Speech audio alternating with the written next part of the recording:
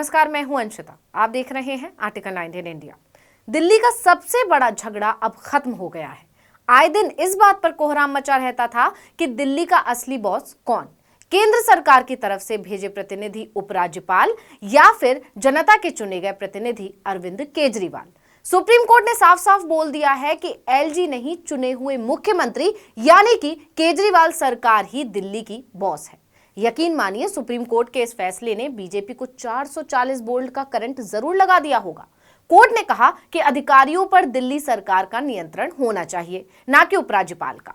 Court के इस फैसले के साथ ही केंद्र और दिल्ली सरकार के बीच प्रशासनिक सेवाओं पर नियंत्रण को लेकर जो बहस चल रही थी, अब उस पर भी फुल स्टॉप लग गया।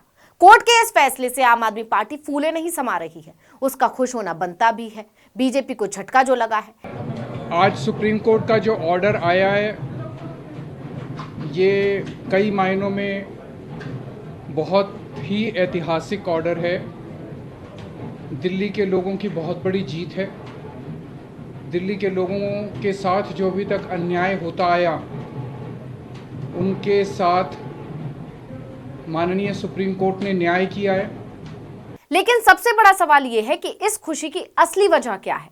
कोर्ट के फैसले से दिल्ली की केजरीवाल सरकार को क्या फायदे होंगे, इस पर विस्तार से चर्चा करेंगे। लेकिन पहले वो मामला जान लेते हैं जिस पर कोर्ट का फैसला आया है। आप सरकार और उपराज्यपाल के बीच अधिकारों की लड़ाई उस दिन से चलती आ रही है जब से दिल्ली में केजरीवाल ने बीजेपी और कांग्रेस को धूल चटाई है।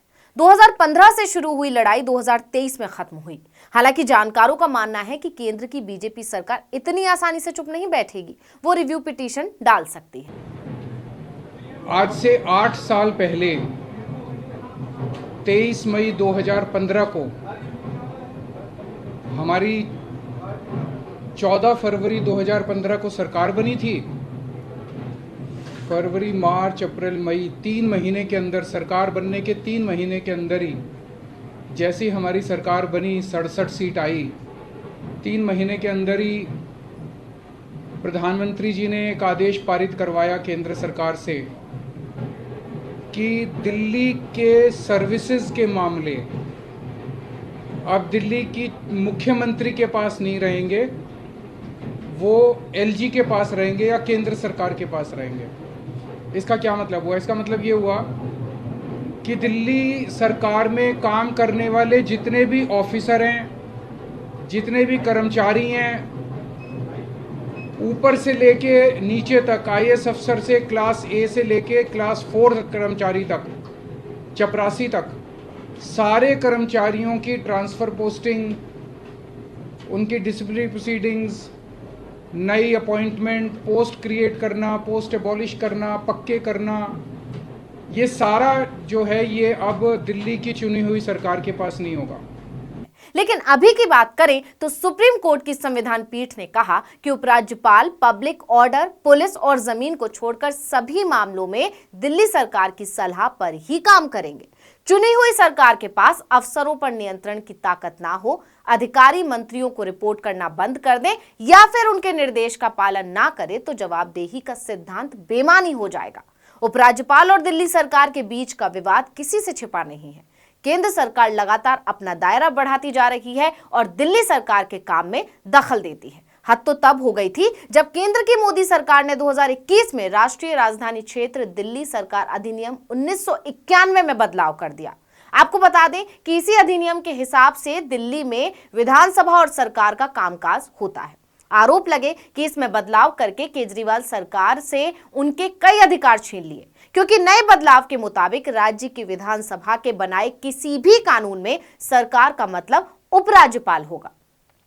साथ ही सरकार के लिए किसी भी फैसले के लिए एलजी की राय अनिवार्य कर दी गई।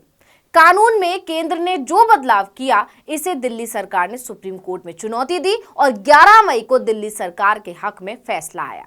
कोर्ट ने कहा केंद्र और उपराज्यपाल की मनमर्जी और नहीं चलेगी। इसके साथ ही कोर्ट ने एलजी का दायरा भी बता दिया। कोर्ट ने कहा कि उपराज्यपाल की कार्यकारी शक्ति उन मामलों पर है जो विधानसभा के दायरे में नहीं आते। कोर्ट ने कहा कि दिल्ली भले ही पूर्ण राज्य ना हो, लेकिन इसके पास कानून बनाने के अधिकार हैं।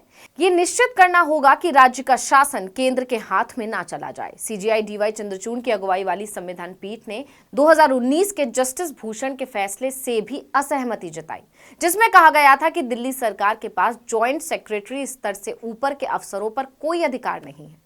कम शब्दों में कहा जाए तो अब दिल्ली सरकार के काम में केंद्र सरकार अपनी टांग उस तरह से नहीं अड़ा पाएगी जिस तरह से लगाने को उसकी आदत हो गई थी। सीधी सी बात यह है कि यह फैसला मोदी सरकार के लिए बहुत बड़ा झटका है। अब आपको बताते हैं कि सुप्रीम कोर्ट के इस फैसले ने केजरीवाल सरकार की चांदी कैसे कर दी। तो बता दें कि सुप्रीम कोर्ट के फैसले के बाद अफसर अब पूरी तरह से दिल्ली सरकार के अधीन हो जाएंगे। पहले उपराज्यपाल उन्हें अपने इशारे पर नचाते थे। केजरीवाल मुख्यमंत्री होने के बावजूद किसी भी आईएएस का तबादला नहीं कर सकते थे। इस लिहाज से देखा जाए तो सियासी और प्रशासनिक तौर पर यह केजरीवाल सरकार की बड़ी जीत है। इससे दिल्ली सरकार के अधिकारों में काफी इजाफा हो जाएगा। अब राजनीति के लिहाज से बात की जाए तो उस लिहाज से भी केजरीवाल के लिए बड़ी जीत है, क्योंकि इस फैसले के बाद अब आम आदमी पार्टी के नेता पूरे देश में भाजपा और केंद्र सरकार पर मजबूती से वार कर सकेंगे। तो अब आप केंद्र सरकार की टेंशन की वजह भी समझ गए होंगे। टेंशन होना भी लाजमी है, अब उसके हाथ जो बंध गए हैं। बता दें कि जुलाई 2018 को सुप्रीम कोर्ट ने केंद्र बनाम दिल्ली सरकार विवाद से जुड़े कई मुद्दों पर फैसला दिया था। इसमें दिल्ली पब्लिक सर्विसेज यानी अधिकारियों पर नियंत्रण जैसे मामले भी शामिल थे। 14 फरवरी 2019 को इसी मसले पर नए सिरे से सुनवाई के बाद 2 जजों की बेंच ने फैसला दिया था। दोनों जजों जस्टिस ए.के. सीकरी और जस्टिस अशोक भूषण का निर्णय अलग अलग आने की वजह से इस मामले को 3 जजों की बेंच के सामने भेज दिया गया था। लेकिन लंबी सुनवाई और दोनों पक्षों की दलीलों के बाद 11 मई को मुख्य न्यायाधीश DY Chandrachud, justice MR. Shah, Krishna Murari, Hima Kohli और पीएम नरसिम्हा की संविधान बेंच ने यह फैसला सुनाकर केजरीवाल सरकार को बड़ी राहत दी। खास बात यह भी रही कि इस बार फैसला सर्वसम्मति से आया है। अब इस फैसले के बाद दिल्ली सरकार अधिकारियों की पोस्टिंग और ट्रांसफर अपने हिसाब से कर पाएगी। हर फैसले के लिए उपराज्यपाल की मंजूरी भी नहीं लेनी होगी, उल्टा एलजी को ही दिल्ली सरकार की सलाह माननी पड़ेगी। जिन मुद्दों पर केंद्र के कानून नहीं है, उन पर दिल्ली सरकार कानून बना सकेगी। यानी दिल्ली के असली बॉस अब राज्यपाल नहीं, केजरीवाल है। इससे पहले 2016 में भी दिल्ली सरकार के हक में ही फैसला आया था। कोर्ट ने कहा था कि सीएम ही दिल्ली के हेड हैं। दरअसल आप सरकार और उपराज्यपाल के बीच अधिकारों की ये लड़ाई 2015 में दिल्ली हाईकोर्ट पहुंची थी। हाईकोर्ट ने अगस्त 2016 में राज्यपाल के पक्ष में फैसला सुनाया था। इसके खिलाफ सरकार सुप्रीम कोर्ट पहुंच गई थी।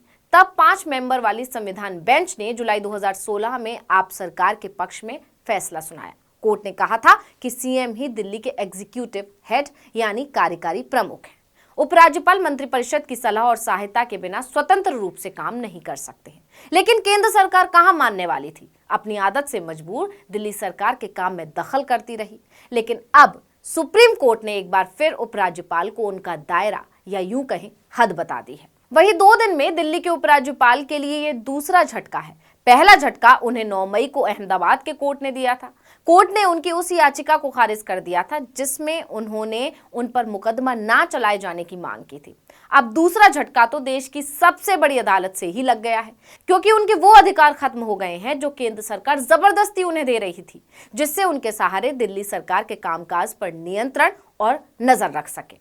इस वीडियो में इतना ही। आपसे अनुरोध है कि YouTube पर हमारे चैनल आर्टिकल 19 इंडिया को सब्सक्राइब कीजिए, Facebook पर लाइक कीजिए और कमेंट करके बताइए आपको हमारा ये वीडियो कैसा लगा। आने वाले दिनों में हम और किन मुद्दों पर वीडियो बनाएं ये भी जरूर बताइएगा। ट्विटर हैंडल है article19_India, इसको भी फॉलो कर लीजिए। नमस्कार।